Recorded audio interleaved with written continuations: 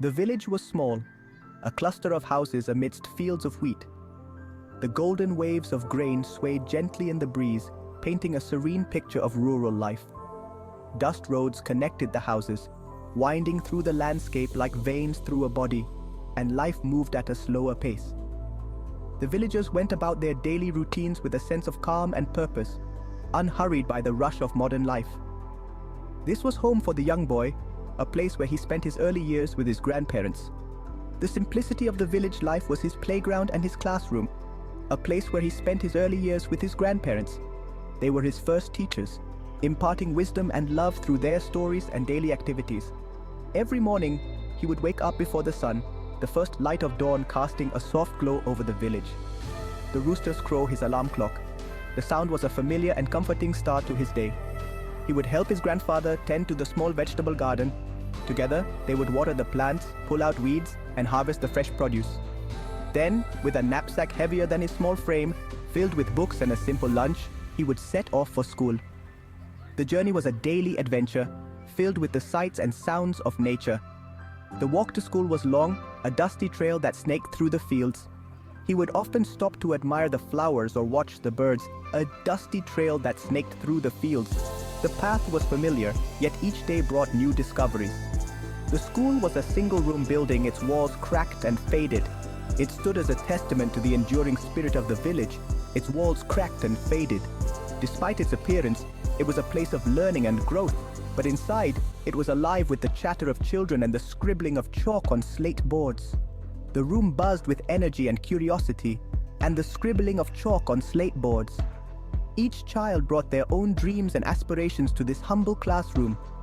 Every evening he would return home, the setting sun casting long shadows on the path, recounting the day's lessons to his grandparents. They listened with rapt attention, their faces lighting up with pride. They knew their grandson was special, that he carried within him a spark of something extraordinary. Their hopes and dreams for him were boundless, that he carried within him a spark of something extraordinary. His eyes shone with a bright future, filled with endless possibilities and the promise of a life well lived. Moving in with his grandparents had been a jarring experience. While love had welcomed him, language had erected a barrier. They spoke a different dialect, their words a jumbled puzzle to his young ears. At first it was isolating, but the boy was a quick learner, both inside and outside the classroom. He started paying attention to their gestures, the inflection of their voices. His grandmother would patiently correct him, pointing to objects and naming them. Slowly, the boy began to break down the wall of words. The language, once a source of isolation, became a source of connection. It was a gift, a legacy that they passed down to him, a testament to their enduring love for him.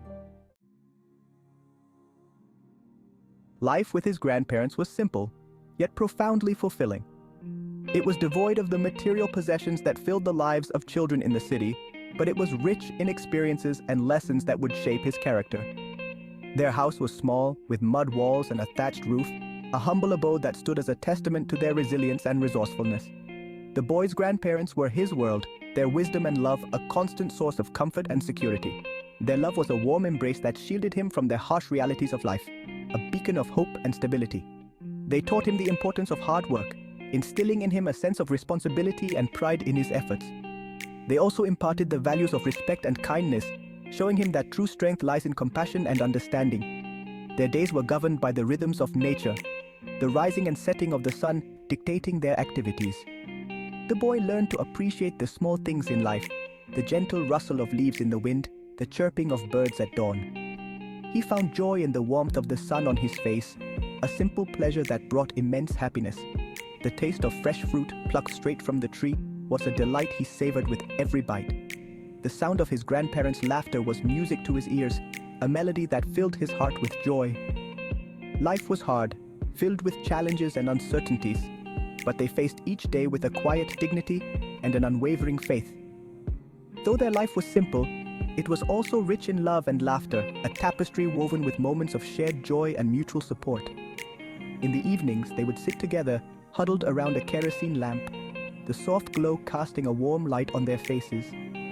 They would listen to his grandfather's stories, tales of old that carried the wisdom of generations. These were the moments he cherished, the stories etching themselves into his memory, becoming a part of his very being. Moments that would stay with him long after he left the village, a reminder of the warmth and love that had shaped his early years. A new beginning, familiar struggles. The boy was 10 years old when he moved back to the city to live with his mother. It was a bittersweet reunion. The city was a sensory overload, the cacophony of traffic, the towering buildings, the endless stream of people. Life in the city was a constant struggle. His mother worked long hours cleaning houses to make ends meet. They lived in a one-room apartment in a rundown neighborhood. The boy had to navigate a new school, a new environment, and new challenges. He clung to the values his grandparents had instilled in him: hard work, determination, and resilience. He threw himself into his studies, finding solace in the world of books.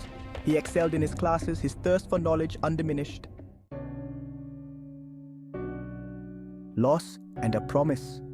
These two words would come to define the young boy's life. Tragedy struck when the boy was just 13 years old, a tender age where the world still seemed full of possibilities. His older brother, his only sibling and closest companion, died in a sudden and tragic car accident. The news hit him like a physical blow, leaving him reeling in shock and overwhelming grief. It was as if the ground had been pulled out from under him. His brother had been more than just family. He had been his protector, his confidant, and his best friend. They shared dreams, secrets, and countless moments of joy.